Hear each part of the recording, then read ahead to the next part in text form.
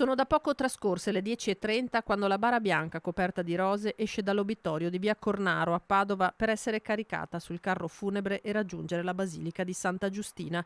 È all'obitorio che con compostezza e un dolore che si può leggere nei volti, nei gesti, inizia il lungo addio della famiglia Cecchettin a Giulia. È ora di lasciarti andare, dirà poi papà Gino dal pulpito, quello che Filippo Turetta non è stato capace di fare. Possa trovare quell'amore che... Dal mattino il sagrato della Basilica e Prato della Valle sono andati via via riempendosi. Moltissimi gli studenti in una Padova che nella giornata di lutto regionale aveva sospeso le lezioni. Una dopo l'altra le corone di fiori del Presidente della Repubblica Sergio Mattarella, della Presidente del Consiglio Giorgia Meloni, di Camera e Senato. Nei banchi delle autorità il Ministro della Giustizia Carlo Nordio e il Presidente del Veneto Luca Zaia, dietro a loro una schiera di sindaci con la fascia tricolore. Al suo arrivo il feretro è accolto da un applauso, un abbraccio che fa commuovere il papà di Giulia. Guardate le lacrime di Gino. Restano tutto il tempo stretti in primo banco Cecchettin con i figli Elena e Davide, le mani intrecciate, il capo posato uno sull'altro.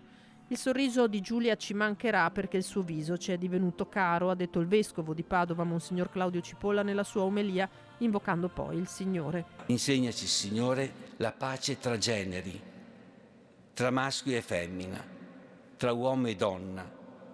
Vogliamo imparare l'amore e vivere nel rispetto reciproco, cercando anzi il bene dell'altro nel dono di noi stessi.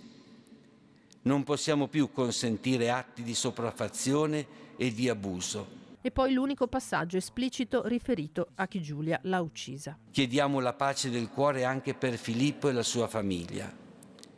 Il nostro cuore cerca tenerezza, comprensione, affetto, amore.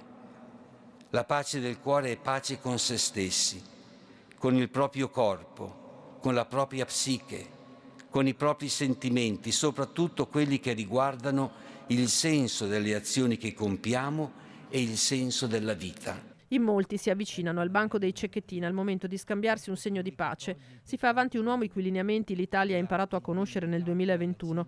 È Vincenzo Gualzetti, papà di Chiara, uccisa da appena 15 anni. Anche lui ha perso sia la moglie, morta a luglio, che la figlia e stringe il papà di Giulia in un abbraccio vigoroso. Il feretro viene benedetto, quindi ripercorre la navata verso l'uscita. Quando la bara scende la scalinata, gli applausi della piazza, dei 10.000 della piazza, si fanno rumore. E chi c'è sfila dalla tasca, dalla borsa o dallo zaino, un mazzo di chiavi, tutti insieme a farle tintinnare per lunghi, emozionanti minuti.